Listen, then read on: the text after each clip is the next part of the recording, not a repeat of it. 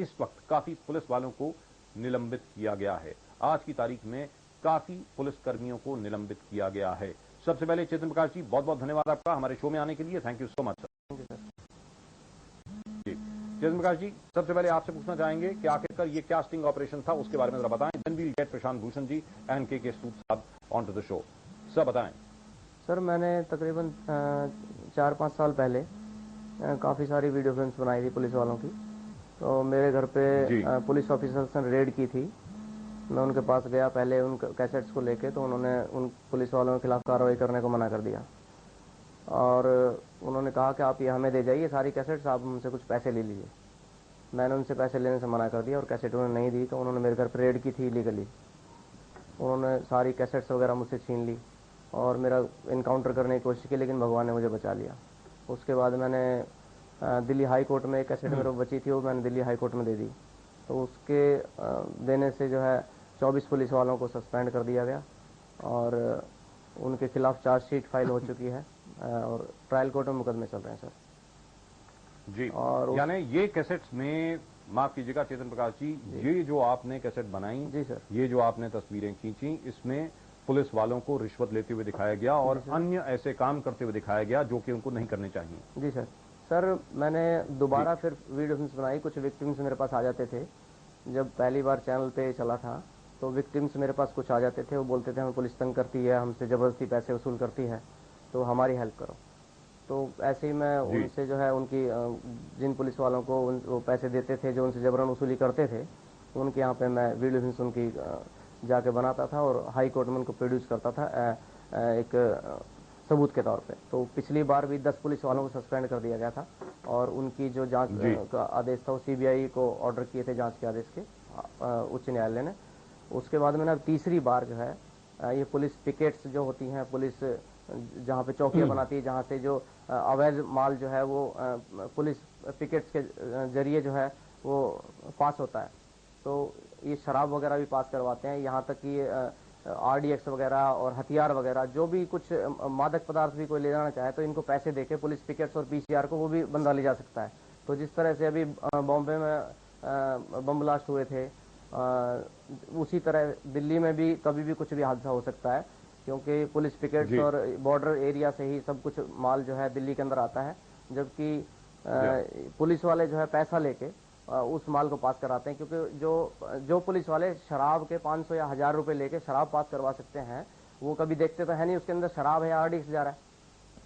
शराब की बजाय अगर कोई आरडीएक्स भर के ले आए अपनी गाड़ी के अंदर या हथियार और गोला बारूद भर लाए और पुलिस पिकेट पे आके कहे कि मेरे पास शराब है जी, ये 2000 रुपए ले लो, मुझे पास करा दो, तो पास करा देगा उसको। और यहाँ जाके जी चेतन जी, मैं आपको यहाँ रोकना चाहूंगा। मतलब कहने का मतलब ये हुआ कि आपने ये सारी फिल्में बनाई और उसके बाद जाकर के आपने सबसे पहले पुलिस विभाग में ये दी, पुलिस विभाग ने इसके ऊपर एक्शन लेने से इनकार कर दिया। उसके बाद ये चैनल पर चली और उसके बाद आपने और फिल्म बनाई और आज की तारीख में काफी पुलिस कर्मियों के खिलाफ इन्हीं फिल्मों के आधार पर चार्जशीट दायर हुई है। काफी पुलिस कर्मियों का निलंबन भी हुआ है। अब इसमें कानूनी व्यवस्था क्या है, इसके बारे में हम जानना चाहेंगे प्रशांत भूषण जी और के सूद साहब से। प्रशांत भूषण जी नमस्कार और सारा प्रणाम। नमस्कार। And we also have mister K Menon with अस। माफ कीजिएगा, वी हैव नॉट मिस्टर के सूद but mister K Menon with us. Mister Menon, thank you so much for joining us. I hope you can hear us. Yeah I am hearing you. Right. Prashant Bhushan ji, सबसे पहले आप sir, जहां तक के कानून व्यवस्था का प्रश्न है, स्टिंग ऑपरेशंस को लेकर के आप ये बताएं कि कानूनन क्या कोई भी वीडियो टेप कोर्ट में अगर सबमिट होती है तो उसको एविडेंस के रूप में एक्सेप्ट करने के लिए, स्वीकार करने के लिए क्या क्या चीजें जो हैं, क्या क्या कंडीशंस जो हैं वो मीट होनी चाहिए? प्रशांत भूषण जी।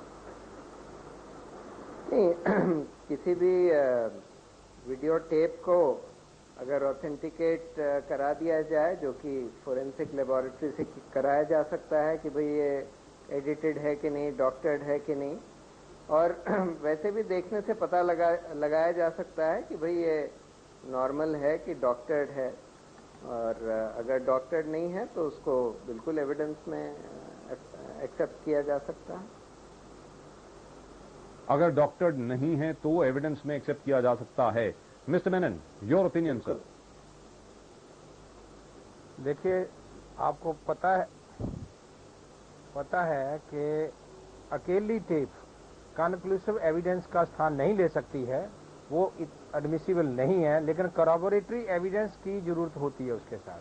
जैसे प्रशांत जी ने कहा है कि अगर डॉक्टर्ड है या अनएडिटेड अगर टेप और CFSL को जाती है और वो पाया जाता है कि ये टेप में किसी तरह की छेड़छाड़ नहीं है, तो उसकी एविडेंशियरी वैल्यू काफी बन जाती है। जी, लेकिन यहां पर मैं जानना चाहूंगा आप दोनों महानुभावों से, आप जरा ये बताएं कि जहां तक मान लीजिए कोर्ट में एक टेप आई जिसके अंदर ये क्लेम किया गया है कि इसमें फला चीज है, जैसा कि अभी अभी चेतन प्रकाश जी बता रहे थे कि कई पुलिस चौकियों के ऊपर, जैसे मुंबई के अंदर हम लोग सारे मुंबई के लोग इसको भुगत चुके हैं, मालेगांव के लोग इसको भुगत चुके हैं, यहां तक कि दिल्ली के लोग भी इसको भुगत चुके हैं कि पुलिस चौकी से ही RDX गया है और उसको जाने दिया गया है, जिसमें अभी अभी हाल ही में एक कस्टम्स ऑफिसर को लाइफ इंप्रिजनमेंट का भी सेंटेंस हुआ है। यहां पर आप दोनों से मैं ये पूछना चाहूंगा कि मान लीजिए एक टेप को अगर पेश किया जाए तो उसके साथ में क्या एक एफिडेविट लगता है, हलफनामा लगता है कैमरामैन का और उस शख्स का जिसने ये टेप बनाई है? प्रशांत भूषण जी। हाँ, मतलब उसका स्टेटमेंट रिकॉर्ड कराया जा सकता है एज ए विटनेस कि भाई मैंने ये देखा था और फर्दर एविडेंस के तौर पर ये टेप भी मैंने कर लिया है, तो उसका या तो एविडेंस रिकॉर्ड कर दीजिए, नहीं तो उसका हलफनामा भी ले सकते हैं, एफिडेविट के साथ टेप को लिया जा सकता है। जी, अगर मनन साहब और प्रशांत भूषण जी, हो तो देखिए इसके लिए अकेली टेप ही काफी नहीं होगी। जिस समय ये टेप दी जाएगी उसके बाद इन्वेस्टिगेटिंग एजेंसी इन्वेस्टिगेट करेगी मैटर को, सराउंडिंग जो भी सर्कमस्टांशियल एविडेंस होगी उसको इकट्ठा करेगी और टेप को कहीं ना कहीं कनेक्ट कराएगी और किस आधार पर ये ऑपरेशन, स्टिंग ऑपरेशन या जो भी आप कहेंगे टेप बनाई गई है, किसके कहने से बनाई गई है और कोई उसकी जो admissibility under CRPC Indian evidence act क्या रहेगी, ये तो आफ्टर इन्वेस्टिगेशन ही पता चलेगा।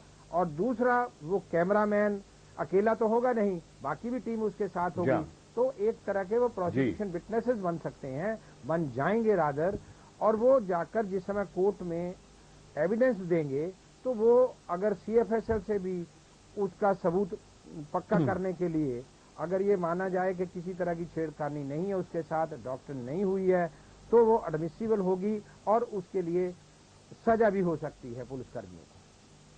Now here I would like to get both of you in. अभी अभी हम लोगों ने चेतन प्रकाश जी को सुना। चेतन प्रकाश जी ने जिस प्रकार कहा कि उन्होंने पुलिसकर्मियों की गैर कानूनी करतूतें करते हुए, गैर कानूनी कार्य करते हुए टेप्स रिकॉर्ड की, उसके बाद वो विभाग को लेके गए, पुलिस विभाग के सामने उन्होंने ये टेप्स रखी और कहा कि भाई ये एविडेंस है, इसके बारे में आप लोग क्या करने वाले हैं।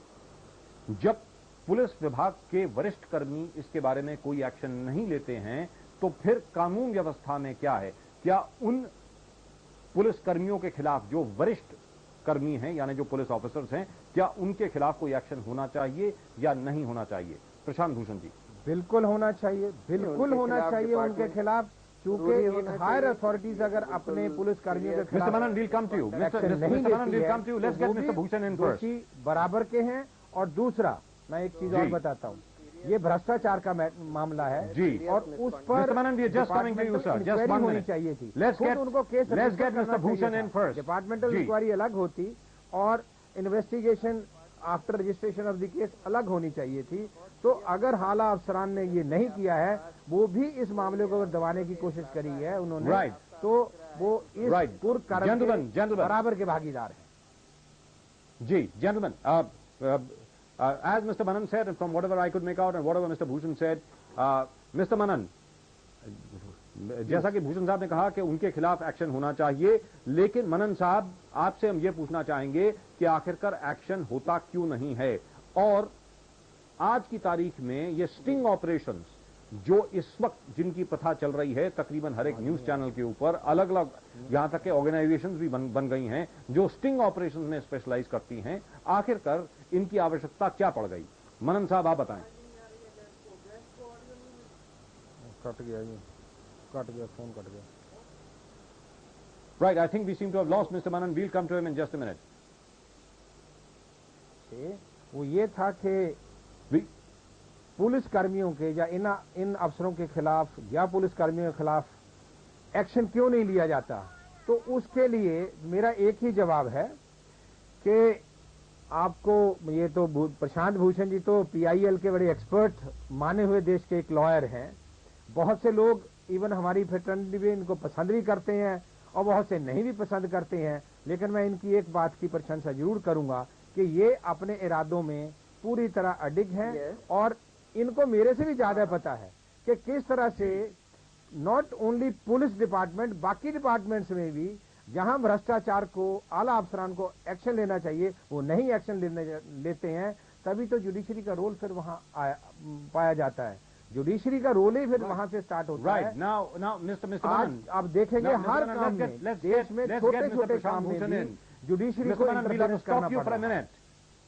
Mr. Manan, we'll just have to stop you. Mr. Bhushan, Prashant Bhushan साहब, आप ये बताएं कि हाल ही में हम लोगों ने एक स्टिंग ऑपरेशन देखा which went horribly wrong. Uma Khurana ji के खिलाफ जो स्टिंग ऑपरेशन किया गया, वहां पर तकरीबन कल अरविंदर सिंह लवली साहब जो एजुकेशन मिनिस्टर हैं दिल्ली के, वो हमारे साथ थे। भले ही उमा खुराना जी की खुद की कोई गलती रही हो, लेकिन जिस प्रकार की सामाजिक सजा उनको मिली है उसके खिलाफ वो क्या कर सकती हैं आज की तारीख में? जब इस प्रकार का स्टिंग ऑपरेशन गलत हो जाता है, उस वक्त जो विक्टिम है वो क्या करे? प्रशांत भूषण, पहली बात तो मैं नहीं मानता कि वो पूरी तरह से विक्टिम है, क्योंकि उन्होंने अल्टीमेटली ये बेट तो ले ली, चाहे वो लड़की अंडर कवर स्टूडेंट की तरह पोज कर रही हो, लेकिन इवेंचुअली उमा खुराना ने जो अखबारों में निकला है ये तो कहीं पर बोला कि हाँ अच्छा हम पैसे लेकर इनको सप्लाई करने के लिए तैयार हैं, तो देयरफॉर पूरी तरह से वो इनोसेंट नहीं है जो खबरें आई हैं उसके हिसाब से। लेकिन अगर वो इनोसेंट हैं तो इनके खिलाफ डेफेमेशन, उसके स्टिंग ऑपरेशन के खिलाफ डेफेमेशन और क्रिमिनल डेफेमेशन भी उनके खिलाफ किया जा सकता है। कॉन्स्पिरेसी वगैरह का भी मुकदमा उनके खिलाफ चलाया जा सकता है, तो वो सब किया जा सकता है। लेकिन आज तो प्रॉब्लम ये हो गई है कि सारी पूरी तरह से पुलिस व्यवस्था और न्यायिक व्यवस्था इतनी बुरी तरह से चरमरा चुकी है, इसीलिए लोगों की आस्था उनसे उठ गई है और इसीलिए ये स्टिंग ऑपरेशंस भी ज्यादा अहमियत पे आ गए हैं, क्योंकि जब इसके बगैर लोगों को ये बताने का या ये दिखाने का कि भाई क्या हो रहा है, किस तरह की बेईमानी हो रही है, और कोई जरिया रहा ही नहीं है, क्योंकि ऑफिशियल मशीनरीज कोई काम ही नहीं कर रही हैं। Right, so that's what I was coming to, Mr. Manan, and we'll come back to Chetan Prakash ji in just a minute. चेतन प्रकाश जी के पास हम आएंगे वापस, लेकिन मनन साहब, मैं आपसे ये पूछता हूं कि जहां तक स्टिंग ऑपरेशन का खुद का सवाल है, कानून में कहां तक वो ठीक है? जहां तक स्टिंग ऑपरेशन का सवाल है, कानूनन तो क्या कहीं ना कहीं हम लोग जो स्टिंग ऑपरेशन करते हैं, कहीं ना कहीं क्या हम लोग कानून तोड़ रहे हैं? मनन साहब, मैं एक बात साफ कर देना चाहूंगा, स्टिंग ऑपरेशन जहां तक समाज के उत्थान के लिए है, भ्रष्टाचार को उजागर करने के लिए है, यहां पे व्यवस्था, प्रशासन या कोई भी महकमे में बिल्कुल चरमरा गया हो और स्टिंग ऑपरेशन से वो सारे जग के आगे उन चीजों को नंगा करता हो, सच्चाई को लाता हो, तब तक स्टिंग ऑपरेशन एक बहुत बढ़िया काम है। लेकिन प्रेस भी एक बहुत भारी इंस्टीट्यूशन है डेमोक्रेसी में, लेकिन आप लोगों के बीच में भी, प्रेस वालों के बीच में भी कुछ चैनल, सारे तो नहीं है, सारे पांचों उंगलियां बराबर नहीं है, लेकिन स्टिंग ऑपरेशन की भी कुछ मर्यादाएं होती हैं। कोई ना कोई इसका रूल, कानून बनना चाहिए, किस माहौल में, किस आधार पर और किस जगह पे स्टिंग ऑपरेशन होने चाहिए। ऐसा नहीं है कि आप हर जगह स्टिंग ऑपरेशन करो। Mr. Bhushan in, just a minute. Let's get Mr. Bhushan in and let's get our viewers in. हम चाहेंगे हमारे दर्शकों से कि वो बताएं कि जहां तक स्टिंग ऑपरेशंस का सवाल है। Mister Manan, we are coming to you. Mister Manan, just 1 minute. We come to you for summing up. हम अपने दर्शकों से ये पूछना चाहेंगे कि क्या आप चाहेंगे कि स्टिंग ऑपरेशन जिस प्रकार अभी चल रहे हैं उसी प्रकार चलते रहें, या आप चाहेंगे कि स्टिंग ऑपरेशंस के ऊपर भी अंकुश लगाया जाए? क्या कोई कानून होना चाहिए, जैसे कि अभी चर्चा चल रही है, जैसे उमा खुराना जी के साथ हुआ, क्या स्टिंग ऑपरेशंस के ऊपर भी कोई अंकुश होना चाहिए? Should sting operations uh be banned? क्या उन पे पाबंदी लगा देनी चाहिए, या उन पे अंकुश लगाना चाहिए, या उनके ऊपर सिर्फ नियंत्रण होना चाहिए कि भाई वो सच की मर्यादा के बाहर ना जाएं? आप लोग क्या समझते हैं? Are sting operations good for society? क्या स्टिंग ऑपरेशन समाज के लिए ठीक हैं या गलत हैं? इसके बारे में आप लोग क्या समझते हैं? आप जरूर लिखें। आप आरकेबी टाइप करें, अपना नाम टाइप करें, अपने शहर का नाम टाइप करें जहां पर आप हमें देख रहे हैं, और 59090 पर आप अपने एसएमएस भेजें। Now we will try and show you some visuals of the sting operation that Chetan Prakash ji, आप बताएं, जब आपने ये सो कॉल्ड स्टिंग ऑपरेशन किया, आप ये बताएं कि आपको किस किस किस्म की तकलीफें झेलनी पड़ी? चेतन प्रकाश जी। 4 साल हो गए मुझे, मैंने बहुत तकलीफें झेली है, मेरे परिवार ने बहुत तकलीफें झेली हैं। यहाँ तक कि जहाँ के पुलिस का एक दायित्व है कि समाज में जो ऐसे काम करते हैं उन लोगों की सुरक्षा का दायित्व है, उन लोगों के मतलब हर तरह का उनका दायित्व है कि लोगों के मतलब जो ऐसे काम करें उनको हर तरह की सुरक्षा दें। लेकिन पुलिस ने तो मेरा 2 बार एनकाउंटर करने की कोशिश की। पहले मेरा एनकाउंटर करने की कोशिश की 2003 में, मुझसे सारी वीडियो फिल्म छीन ली पुलिस ने। तब तक किसी को पता नहीं था कि पुलिस की वीडियो फिल्म मैंने बनाई हुई है। तो मेरे घर पे बहुत ज़बरदस्त रेड की गई और मुझे गोली मारने की कोशिश की गई, लेकिन मैं बच गया। उसके बाद दोबारा मुझे अभी 2005 में मेरा एनकाउंटर करने की कोशिश की गई। मैं उस एनकाउंटर में बच गया तो पुलिस वालों ने पकड़ के मुझे उसमें एक सीरियस ऑफेंस जो है मेरे ऊपर उसमें लगा दिया गया कि मैंने एक पुलिस वाले के ऊपर हमला करके उसको जान से मारने की कोशिश की है। तो यहाँ तक कि मुझे अब तक कोई किसी प्रकार की उन्होंने सिर्फ एक हाई कोर्ट से उच्च न्यायालय के आदेश के कारण मुझे पुलिस कमिश्नर द्वारा एक PSO दिया गया है जो कि मेरा सुरक्षा गार्ड है, और किसी तरह की मुझे इसमें सुरक्षा प्रदान नहीं की गई। पहले मुझे बहुत परेशानियों का सामना करना पड़ा इसमें। तो मैं लगभग 9 महीने भगा रहा। जब मुझसे फिल्में छीन ली गई 2004 में, 9 महीने तक मैं अपने परिवार के साथ यहाँ से बहुत दूर रहा दिल्ली से। पुलिस मुझे बहुत बुरी तरह ढूंढ रही थी। तो मेरे पास एक कैसेट बची हुई थी, मैंने उच्च न्यायालय में सबमिट की। तो 2004 में जब ये मीडिया में सारा मामला आया और उच्च न्यायालय ने इसको स्वीकार कर लिया, तब मैं बच के बड़ी मुश्किल से अपने घर आया। राइट। अब प्रशांत भूषण जी, आपने अभी भी सुना चेतन प्रकाश जी ने क्या कहा, and we are actually showing visuals at the moment of what actually happened at that time. Can we have those visuals back on again? Prashant Bhushan ji, आप ये बताएं कि आखिरकार स्टिंग ऑपरेशंस की जो आवश्यकता पड़ गई है वो क्यों है, और किस प्रकार इनके मिसयूज से लोगों को बचाया जाए? क्योंकि हो सकता है कि आगे जाकर के बदला लेने की भावना से या किसी और भावना से भी स्टिंग ऑपरेशंस इसी प्रकार कैरी आउट किए जाएं। प्रशांत भूषण जी। पहली बात तो ये समझने की जरूरत है कि स्टिंग ऑपरेशन क्या होता है। स्टिंग ऑपरेशन तब किया जाता है जब आपको पता है कि कोई बेईमानी या गैर कानूनी चीज हो रही है और उसको आप उजागर करने के लिए स्टिंग ऑपरेशन करें। यानी आपका मकसद है कि कोई बेईमानी को उजागर करने का, और इसीलिए वो स्टिंग ऑपरेशन किसी तरह का कोई क्रिमिनल ऑफेंस नहीं है, क्योंकि आपका मकसद ठीक है। क्योंकि क्रिमिनल ऑफेंस में मेंस रिया, यानी कि अगर आपका कुछ गलत मकसद है तभी क्रिमिनल ऑफेंस में आपको प्रोसिक्यूट किया जा सकता है। बाकी अगर आप कोई गलत मकसद से करें, यानी कि किसी को गैर कानूनी काम कराने के लिए, कि मतलब कोई आपके पास ऐसी इंफॉर्मेशन नहीं है कि वो गैर कानूनी काम करता है, लेकिन उससे गैर कानूनी काम करवाने के लिए अगर आप स्टिंग ऑपरेशन करें तो हाँ, वो गलत हो सकता है। उसके लिए आपको प्रोसिक्यूट भी किया जा सकता है। आवश्यकता स्टिंग ऑपरेशन की हो गई है क्योंकि जब सोसाइटी में सारे इंस्टीट्यूशंस चरमरा जाएं, पुलिस बेईमान हो जाए, जुडिशरी बेईमान हो जाए, या जुडिशरी में कोई केस ही ना आगे बढ़ता हो, तब फिर समाज के सामने ये सब उजागर करने के लिए स्टिंग ऑपरेशन ही एक तरीका रह जाता है। इस वजह से स्टिंग ऑपरेशन।